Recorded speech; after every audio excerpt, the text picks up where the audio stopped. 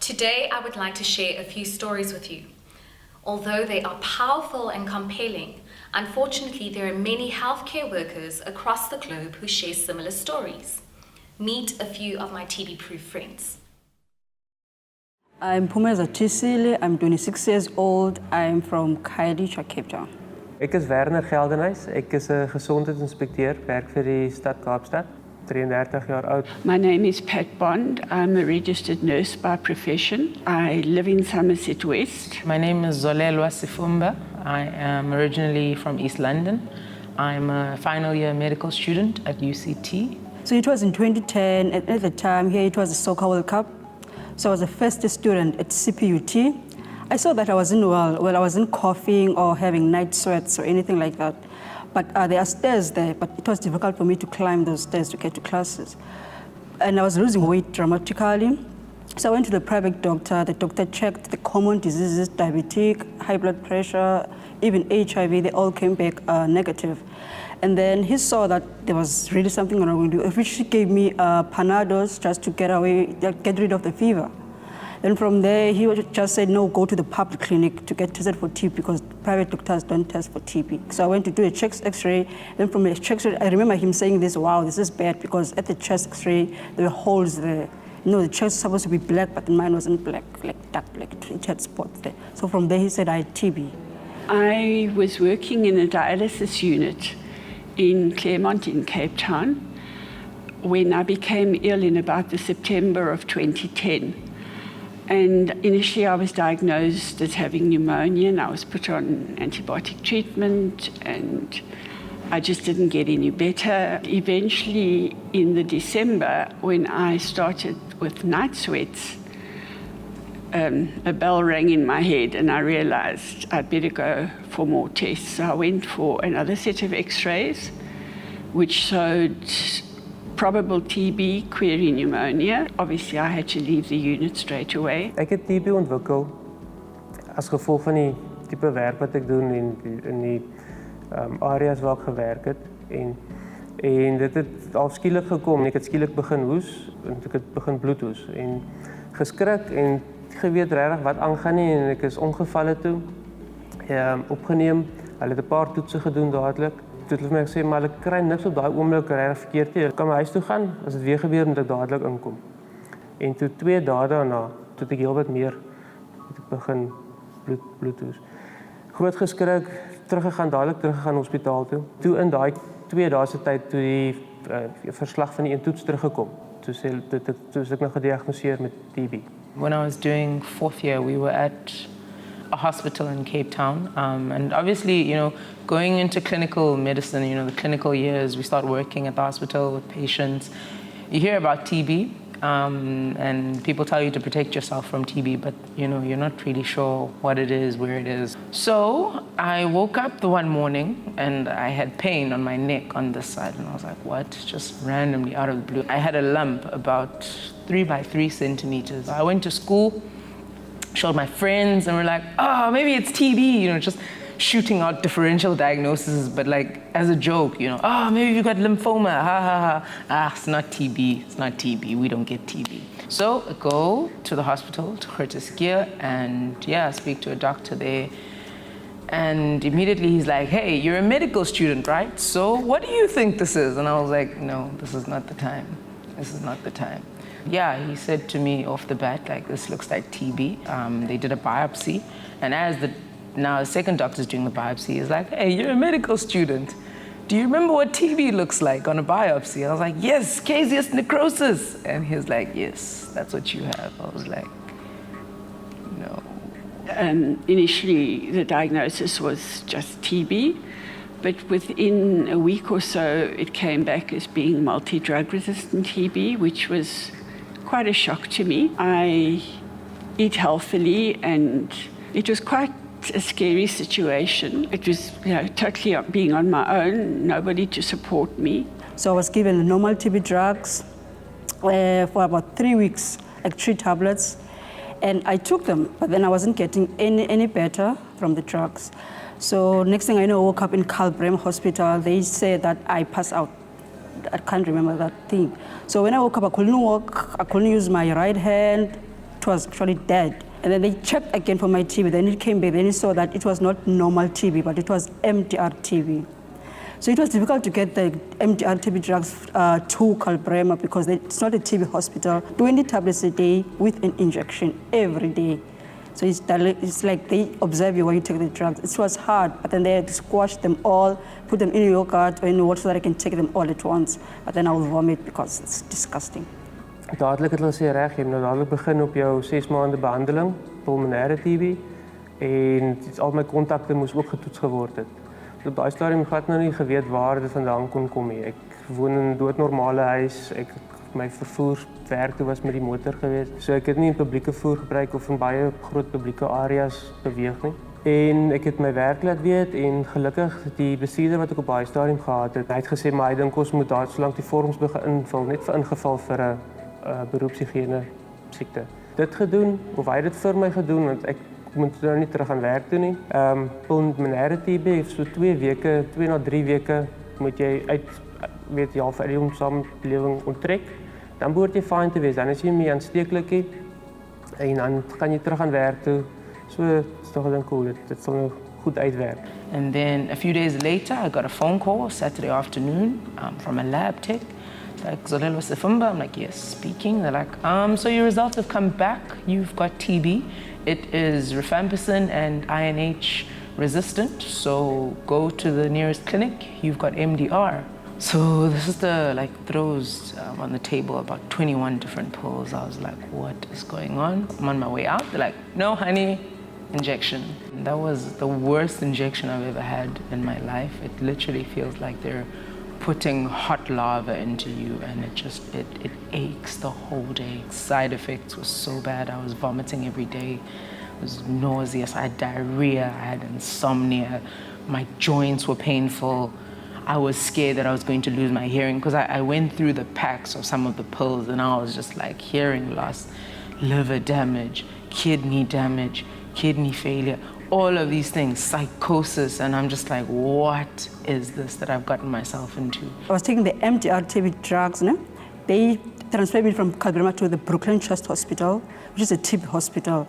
So I was there for like a year, but then while I was there, I think 4 months, I woke up. It was quiet. So I went to the bathroom, flushed. There was no sound of anything. So I thought maybe there was something blocking my ear. So I took an earbud just to clean whatever that was there. There was no sound. So I told the nurse that I can't hear. Well, I saw her moving her lips. There was no sound coming in. It was just like something out of a movie. So I remember they wrote on my folder, on capital letters, deaf with an exclamation mark. She had to write down, I had to talk, and then it was awkward because I could not hear myself and I couldn't understand what was going on. So then she explained, no, it's the kanamycin injection that we've been taking. It is, the side effect of it is deafness, so you experience that. And she said she was sorry, there's nothing she can do, blah, blah, blah. That's just crazy. It was roughly speaking 30 tablets a day I would have to take. And they're not sugar-coated or encapsulated tablets, they are vile. In fact, if I smell one today still, it's not a very pleasant experience. I developed terribly painful joints. I lost a lot of weight. I couldn't dress myself. I couldn't drive anymore. And the decision was made that they would remove the disease part of my right lung so that I could possibly come off treatment somewhat earlier than the routine 24 months. So I had a lower lobe resection, and that was also quite something, being a professional nurse and undergoing surgery and all of that kind of, it's just weird to be on the receiving side instead of nursing somebody who's going through it. Hulle het my op pulmonêre TB behandeling gesit en ek het my medisyne geneem, pligsgetrou, en na 2 weke het ek teruggegaan werk toe en alles was fyn. Maar ek het gereeld vir opvolg gaan, nog elke week daarna moes ek vir 'n opvolgbesoek gaan. Die een toets wat hulle doen om te bepaal of jy wel nog TB het of 'n reaksie is op die medisyne, neem so 6 weke vir die uitslag om te kom. So ek het die toetse gedoen en teruggegaan werk toe. En toe op 'n stadium met die kliniek na weer gegaan het vir my medisyne, vir my laat weet, luister, ek gaan op 'n 2 jaar MDR behandeling moet gaan.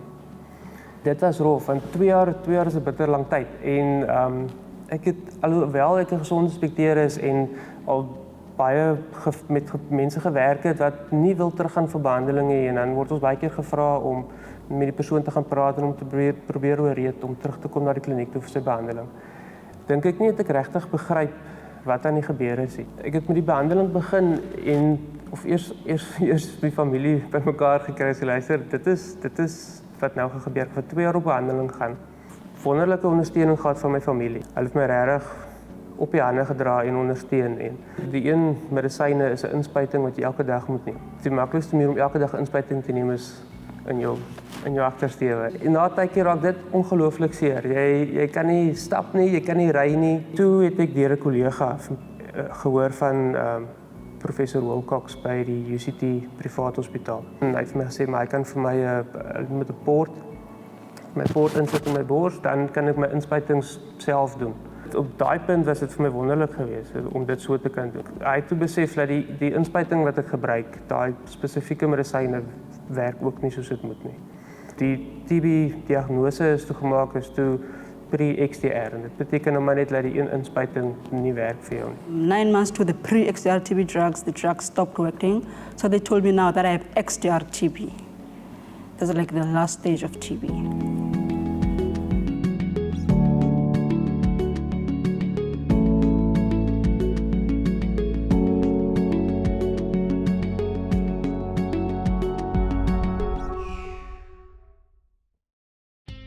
Hello everyone, my name is Dr. Tato Musidi, and like my friends from TBProof, I am also an XDR TB survivor. Thank you for making the time to hear our presentation. Healthcare workers are more likely than the general population to be infected with tuberculosis. In fact, healthcare workers are 6 times more likely to be infected with drug-resistant tuberculosis as compared to the general population. Although there are stories of cure and triumph, as many as 1 in 3 of healthcare workers may end up dying of tuberculosis. What is so remarkable about the people we have just introduced to you? Only one thing, their willingness to come forward, to open up, and to tell their stories.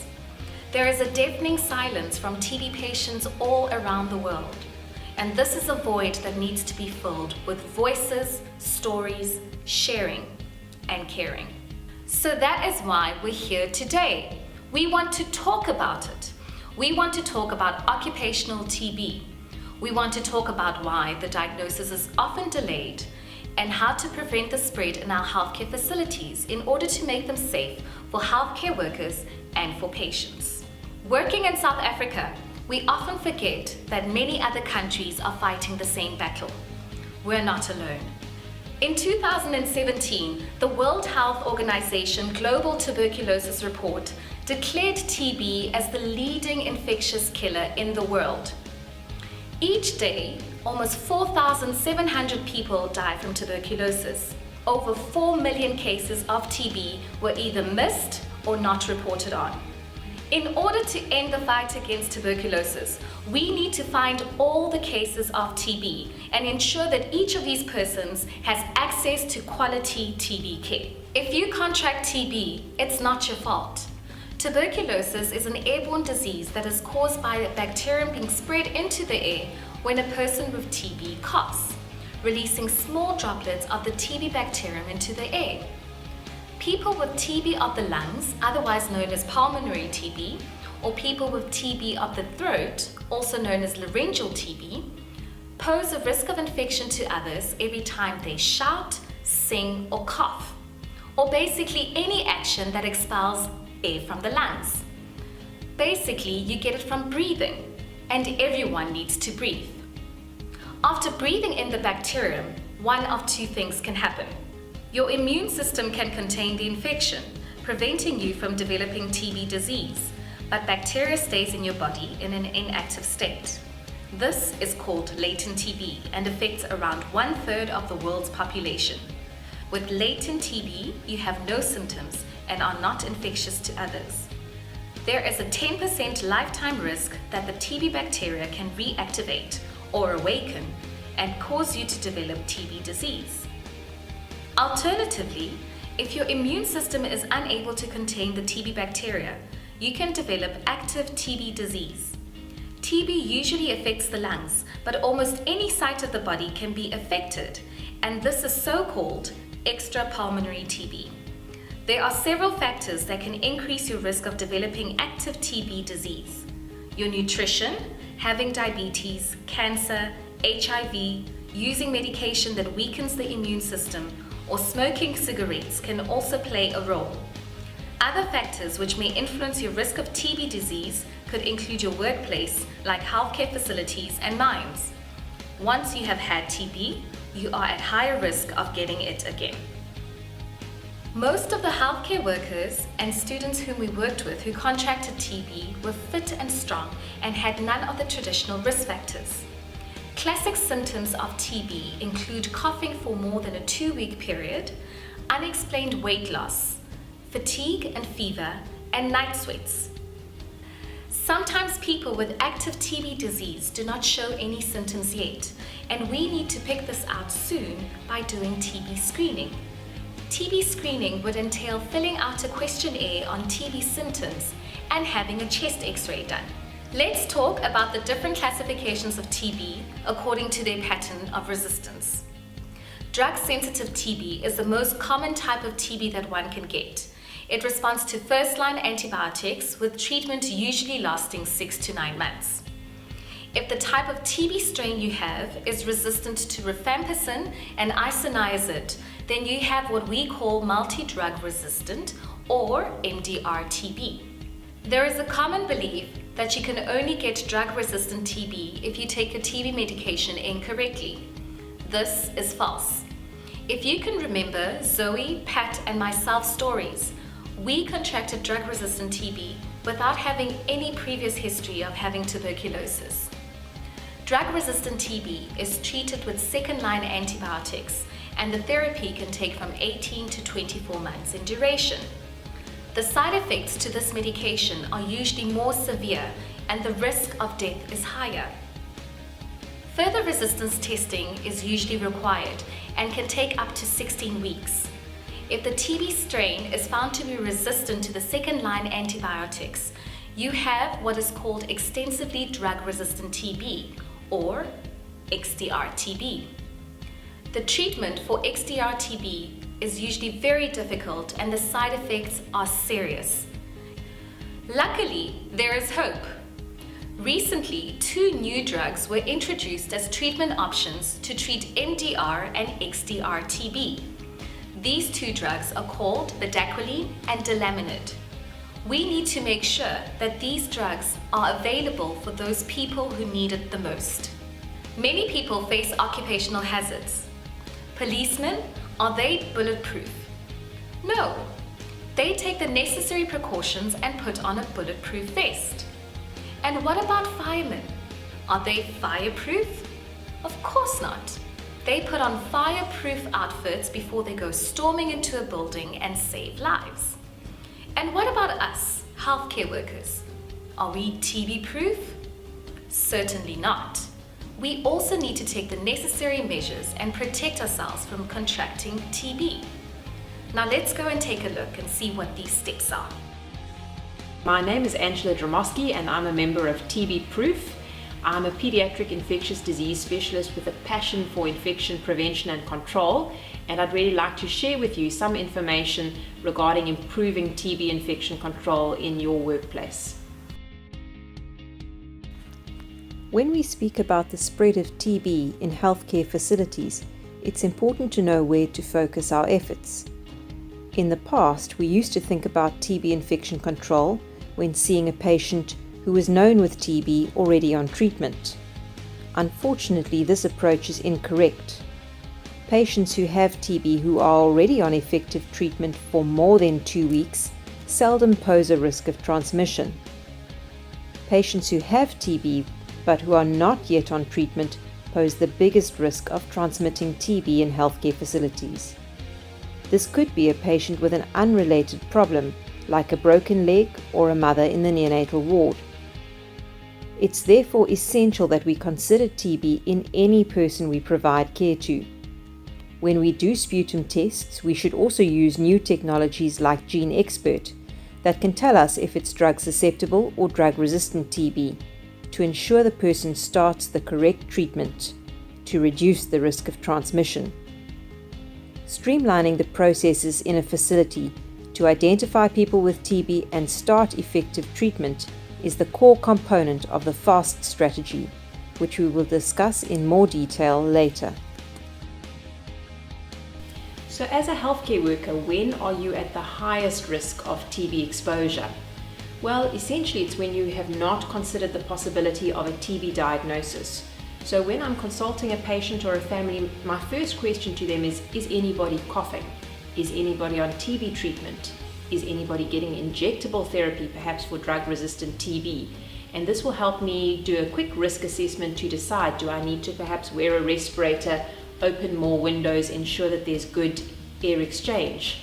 The other scenarios where TB exposure is highest is any time that there's forcible exhalation, so intubation, resuscitations, open suctioning, for example, on an ICU. Those are all really high risk situations for healthcare workers. And once the TB has been aerosolized, it will remain suspended in the air for several hours, continuing risk to any healthcare worker or person that enters that space. So how can we prevent TB transmission in our healthcare facilities? Well, TB infection control is not rocket science. In fact, it's quite simple. This patient with active TB is in isolation. The area and the space they're using is very well ventilated through use of natural ventilation, and personal protection is shown in terms of the healthcare worker wearing an N95 respirator and the patient wearing a surgical mask whenever the healthcare worker is in close proximity. So the World Health Organization uses a tool called the hierarchy of TB infection controls. These essentially are a system of ranked interventions which are used to prevent TB transmission in healthcare facilities. The first and most important are the managerial controls, followed by administrative controls, environmental controls, and lastly, personal respiratory protection. In terms of managerial controls, it's really about implementing TB infection control as a team. So every team needs a leader. So your facility should have a named individual who is responsible for implementation of the TB infection control plan. It's somebody that you can approach if things are not going to plan. It's important also to involve a large team of people so that there's buy-in from a critical mass of individuals at your facility. This is to ensure that everybody agrees and implements the TB infection control plan. The second step in the hierarchy of TB infection controls are administrative controls. These are really involved with the day-to-day running of your healthcare facility and should involve everybody that sets foot in your clinic or hospital. As clinicians, doctors and nurses, the first step when a patient arrives at your facility is to triage. So that's to decide who is actively coughing and to separate them to a separate area, provide them with tissues, teach them about safe cough etiquette, washing of hands and so on, and then to try and triage and get them to move through your facility as quickly as possible to reduce the risk to other patients. The laboratory is also a very important partner in TB infection control. They help us to confirm a diagnosis of TB, and particularly now with the widespread availability of Gene Expert, we've reduced the time required to diagnose drug-resistant TB from over 6 weeks to just 2 hours, and this is a major advantage in treatment of patients with TB. The infection control team and occupational health practitioner, if you do have one where you work, are also vital partners in implementing the managerial and administrative controls for TB infection control. The third step in the hierarchy of TB infection controls is ventilation. Not much has changed from the 1800s when patients were sent to the Swiss Alps to get fresh air and sunshine to tackle TB. So in many TB hospitals, particularly in Africa, we use this concept of natural ventilation to provide a safe space to care for patients with TB. Essentially what we want for clinics is a waiting area that's very well ventilated, preferably outdoors, and you could encourage patients in the winter months to bring blankets and things to keep themselves warm, because this really is the safest place to keep people together. What you don't want are closed, stuffy, confined places or windows that can't be opened because of burglar bars, because these prevent the flow of natural ventilation in a space and markedly increase your risk of TB transmission. So in hospitals, the requirement for ventilation is somewhat different depending on the resources you have available. Firstly, it would be ideal to have isolation rooms available to separate patients with active infectious TB from other patients. Preferably, these isolation rooms should be ensuite with bathrooms to prevent patients from walking through the wards, and they should be mechanically ventilated or naturally ventilated to remove any TB aerosols from the space.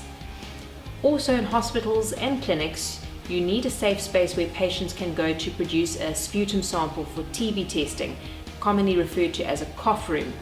Cough rooms should be equipped with good ventilation and a hand wash basin to perform hand hygiene after producing a sputum sample. Clearly, these are not available everywhere, so often the safest place to send a patient is outdoors or outside, where there is fantastic ventilation and the risk to others is minimal. So the last element in the hierarchy of TB infection controls is personal respiratory protection. As a healthcare worker, this means using an N95 respirator for your protection. A respirator really is very different from a surgical mask. A surgical mask we reserve for patients with TB, and essentially that's because we're trying to trap the TB bacilli when they cough. Conversely, for a healthcare worker, we are trying to filter out the tiny TB bacilli that are floating in the air when the healthcare worker breathes in. It's absolutely essential that as a healthcare worker you are fit tested for the correct size and shape of N95 respirator for your face. Clearly everybody has a different face size and shape, and so personalization of this is important. In terms of surgical masks, it is important that a patient wears a surgical mask if they have active infectious TB and there is a healthcare worker or any person in their immediate vicinity, probably less than 3 meters. Although it's also important to remember that once the healthcare worker has left the patient's space, the surgical mask can be removed. An N95 respirator needs to filter out the TB bacteria in the air in order to protect you. It cannot do so if the respirator does not form a good fit and a tight seal around your face. Otherwise, contaminated air with the TB bacteria may leak into your respirator and you may mistakenly think you are protected. A fit test will determine the proper size and type of N95 respirator to use. I am now going to demonstrate how to put on and take off a respirator. Open respirator and inspect for damage. Apply the respirator to the face, adjust the elastic bands or ties, and pinch over the nasal bridge. Remember, facial hair like a beard or a mustache can affect your respirator's ability to form a tight seal on your face and protect you. Perform a positive pressure seal test. Breathe out and feel if there is a leak. Perform a negative pressure seal test. Breathe in and feel if there is a leak. Remove the respirator, touching the elastic bands or ties only, or use a paper towel. Place the respirator in a labeled paper envelope. Wash your hands with soap and water. N95 respirators can be used for 12 hours continuously, so it's not necessary to throw them away after a single use. Check that there are no signs of damage, that the mask is not wet, and that the elastic bands or ties can still give a good seal. Store it in a paper envelope with your name on it. Where is the best place to put on your respirator? In a well-ventilated area and not next to a patient who is still coughing. Is there a simple way to remember the essentials of TB infection control? Absolutely. We have the following memory aid: fast flow masks, and it matches the WHO hierarchy we just learnt about. FAST stands for finding cases actively, separating coughing patients, and treating effectively. Finding cases actively means that every patient in the health facility should be screened for TB. Once the screening has taken place, we need to separate people with TB symptoms and those without. This is achieved by correctly triaging patients. The T stands for treating patients with the correct medication. We know that the right medication reduces the amount of bacteria in someone's sputum very quickly and makes them less infectious. Treating also reminds us that it's important to help patients complete their treatment course. Flow helps us to remember that there needs to be a flow of air. Simply opening a window but not feeling a breeze is not enough. Maybe try to put a fan to direct air towards a door, or open 2 windows on opposite sides of the passage. You need to feel the air flow. And finally, masks. Remember to give a patient a surgical mask and a healthcare worker an N95 respirator. We are now going to look at a few questions submitted by healthcare workers about TB infection control. How long does TB remain infectious? For how long should we implement TB infection control after a patient has started treatment? We know that once a person starts effective TB treatment, their infectiousness decreases dramatically. That is why we need to focus on reducing the delay in diagnosis and starting treatment. To know whether the treatment is effective, you need to know if it is drug-sensitive or drug-resistant TB, and whether the symptoms are getting better. For drug-sensitive TB, we recommend implementing TB infection control for 2 weeks after the initiation of treatment. For drug-resistant TB, you usually wait for 2 negative cultures at least 1 month apart. Remember that extrapulmonary TB, like TB meningitis, lymphadenitis, and pleural effusion, are not infectious unless the patient also has pulmonary TB.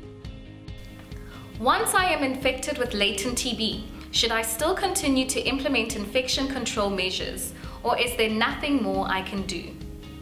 Your risk of developing TB disease increases as long as you continue to be exposed to tuberculosis. It is never too late to start TB infection control measures.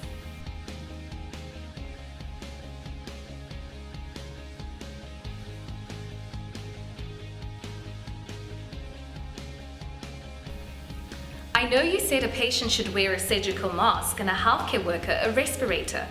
But what if we don't have enough respirators? Would it not be better to give it to a patient? An N95 respirator is very difficult to wear. It makes you feel very hot and you can feel short of breath. Imagine if you were a patient with a lung disease and you had to wear it. You would feel very short of breath and start to cough. An N95 respirator needs to filter out the air in order to protect you. So no, healthcare workers are the only ones who can wear an N95 respirator, and patients need surgical masks. How often should I as a healthcare worker be screened for TB, and with which methods? Healthcare workers should receive annual screening for TB. This could be symptom-based and include a chest X-ray according to the Hazardous Biological Agents regulations. Are there laws in South Africa that protect healthcare workers against TB? Yes, tuberculosis is recognized as an occupational disease in South Africa, and there is a legal requirement for employers to provide a safe working environment, personal protective equipment, and TB screening. If a healthcare worker develops TB disease, they are eligible for compensation according to the Compensation for Occupational Diseases and Injuries Act. I've seen some of my colleagues putting on their N95 respirators when they are standing next to the patient who is being evaluated for TB. Is this correct? No. It would be best to tell your colleagues that they need to put on their respirators in a well-ventilated area. How can I persuade a patient who is coughing to wear a mask? I am worried I will make them feel stigmatized. This is best achieved by explaining to the patient carefully why they have to wear a mask. They are protecting those around them. Wearing a mask makes you a hero. Now let's talk about TB stigma. Because now you will find in clinics people don't go to the clinic where they stay. They go to another clinic whereby they don't know, they don't know anyone there. They just avoid being stigmatized by the people from their own townships or wherever they stay.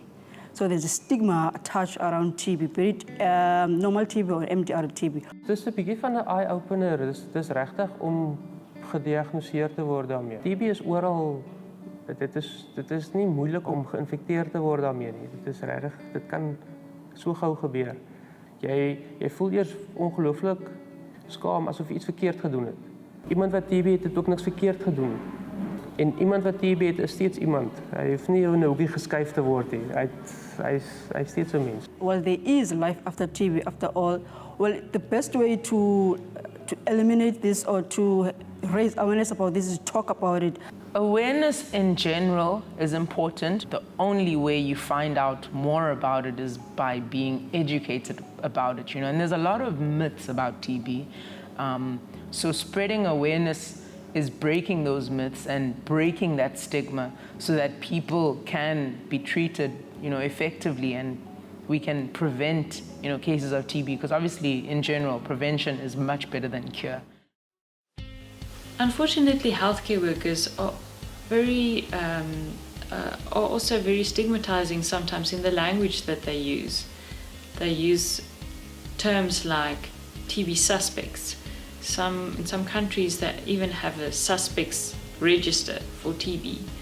And so this term is really stigmatizing. Usually we use the term suspect as a criminal suspect or somebody that did something wrong, and so we suspect them of having done something wrong. And so this is really a stigmatizing term for TB patients. We suggest that people rather use the term, this person is somebody that needs to be evaluated for TB. Other terms that healthcare workers use are terms like defaulters. This refers to patients that have started treatment but then for some reason were lost to follow-up. Using the term defaulters or patients that has been non-compliant is incorrect, because this assigns the blame completely to the patients. A lot of times the reason why they do not complete their treatment is reasons beyond their ability to control. Reasons like drug stockouts. In some countries, TB patients has to pay for TB medication, and if they don't have money, they therefore cannot complete the treatment. Other reasons like the treatment makes them feel so toxically ill that they realize if they don't take the medication, they feel much better, and so they can return to work. And a lot of times they are so scared to lose their job that they'd rather go back to their job than be able to visit the clinic for the treatment. Sometimes they have to visit the clinic on a daily basis, and this is just not possible for them if they want to keep their jobs in order to support their families. So we suggest people rather use the term patients that are lost to follow-up, because we don't know why they could not complete the regimen, and most of the times it's just because they did not have enough support. Undergoing treatment for TB can be very difficult, and our patients need all the support that they can get. Now let's do a practical exercise to try and link what we have learned with the strategies for the health facilities where we are working. If you are in a group, pause the video and discuss amongst yourselves. If you're watching this video on your own, grab a pen and a paper and jot down some answers. What common goals unites us as healthcare workers? How can we link that with what we have just learned about TB infection control? What elements of TB infection control is your facility already implementing? What are you doing well? What area do you think you want to focus on improving first? Try to set a goal that is specific. How will you know you are making progress on your goal? Also, pick a time by when you would like to achieve it. Training sessions are vital in improving TB infection prevention and control, and it helps to reduce TB stigma. There are many professionals that work in a health facility. We have doctors, nurses, kitchen and cleaning staff, physiotherapists, porters, ward clerks, to name a few. We have to target them all because they are all at risk of being infected with occupational TB. Go out into your health facility and go into their environments. Find out what they know about TB infection prevention and control, and also find out where the gaps in their knowledge is. Interactive sessions using games and videos helps to keep people engaged and to remember your message. Here is a photo from Cecilia Makiwane Hospital in East London, where games were used to teach people about TB infection prevention and control. Give people a chance to ask questions and also to talk about their experiences with TB. Now let's do a quick recap on how to remember what TB infection prevention and control entails. Do you still remember the memory aid? I think you said fast flow mask. FAST stands for finding cases actively, separating coughing patients, and treating effectively. Flow helps us to remember that there needs to be flow of air. And finally, masks reminds us to give a patient a surgical mask and a healthcare worker an N95 respirator. What do we need from you? We need you to take ownership of your health. We need you to consider a diagnosis of TB in every patient. We need you to engage with your colleagues and your managers at your facilities to ensure that TB infection prevention and control measures are implemented. We need you to talk about TB. Talk about it to your colleagues, to your patients, to your family, and to your friends. Congratulations! After watching this presentation, you are now a fully qualified TB-proof champion. Show your support for the cause by arranging a screening of this presentation at your facility to a team that has not yet received training on TB infection control.